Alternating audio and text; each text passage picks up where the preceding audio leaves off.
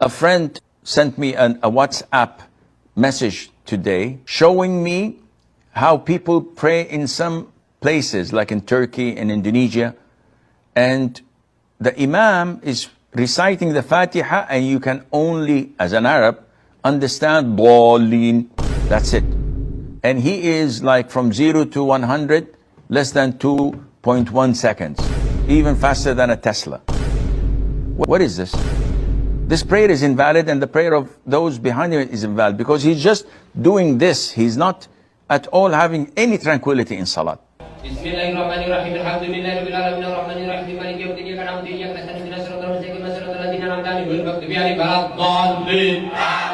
I have my most important exams till now in my life, inshallah, right after Eid. I need to prepare for it during Ramadan, and I'm worried that I may lose the strength for preparation. What is the ruling for me? There's no problem, Akhi. As long as you are not interested in paradise and have no problem in going to hell, you have no problem. You can skip fasting.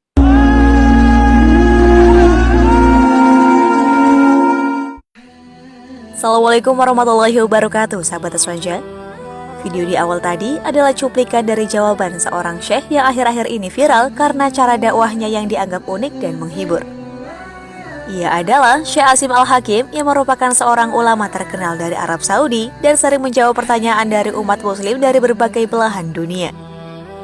Syekh Asim Al-Hakim bukanlah ulama sembarangan, ia adalah warga negara Saudi dari Al-Khobar. Pada tahun 1987, ia memperoleh gelar BA dalam linguistik dari Universitas King Abdul Aziz di Jeddah. Syekh Asim Al-Hakim kemudian lulus dengan diploma tinggi studi Islam dari Universitas Al-Qura di Mekah, Arab Saudi pada tahun 1998. Syekh juga memiliki kontak pribadi yang dekat selama beberapa tahun dengan ulama besar Syekh Salih Ibnu Utsaimin. Dia aktif dalam menyampaikan program-program Islam untuk media dalam bahasa Arab dan Inggris, dengan berpartisipasi secara teratur di program radio dan televisi Islami untuk menyebarkan ajaran otentik Al-Quran dan Sunnah. Ini termasuk sesi tanya jawab mingguan populer yang diadakan di Huda TV serta tampil di Peace TV. Syekh Asim adalah imam sebuah masjid di Jeddah, peran yang telah dipegangnya selama 20 tahun terakhir. Dia memberikan khutbah Jumat mingguan dan ceramah tentang berbagai ilmu pengetahuan Islam. Asim Al-Hakim sudah menikah dan memiliki anak. Dia adalah sosok yang dihormati dalam komunitas muslim dan dikenal karena komitmennya terhadap keilmuan Islam tradisional dan upayanya untuk mempromosikan pemahaman dan dialog antara komunitas yang berbeda. Setelah menyelesaikan studinya, Al-Hakim mulai mengajar dan memberikan ceramah tentang Islam.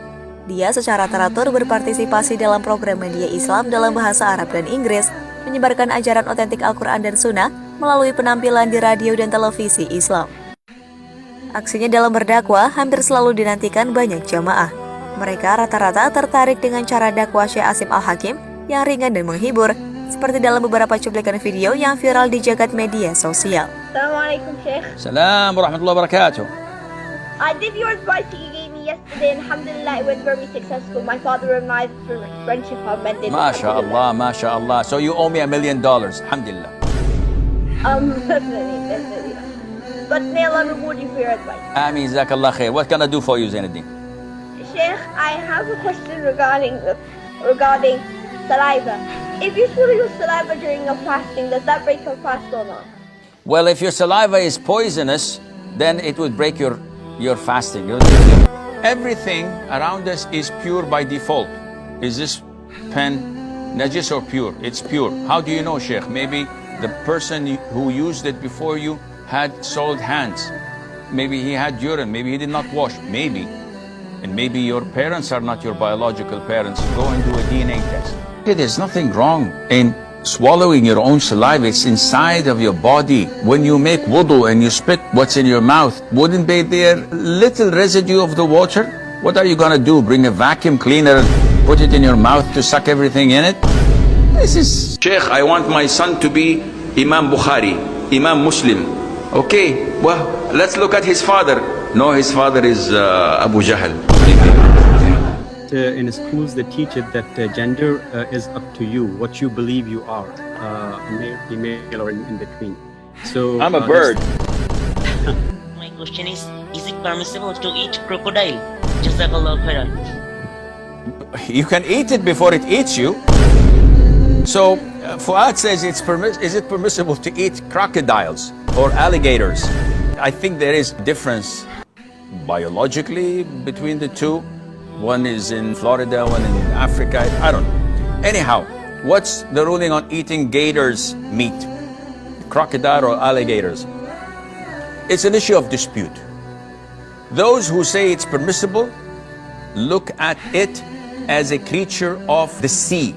What do we mean by a creature of the sea? Any creature that lives in water, whether it's an ocean or sea or a river or a lake. This is a creature of the sea, and it is permissible to eat without slaughtering, like fish, like lobsters, etc. Those who look at it being an amphibious animal that has teeth, they consider these teeth to be type of the canines that are prohibited, which the Prophet ﷺ prohibited us to eat anything that has teeth and claws. But scholars said that the teeth that we are prohibited to eat, the animals, are referring to land animals, not to sea creatures. So for us, a white shark has teeth and it eats meat, but it's 100% halal because it lives in the sea.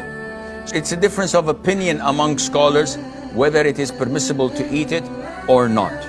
And therefore, I believe personally, and I'm inclined personally, that it is not permissible to eat, just to be on the safe side.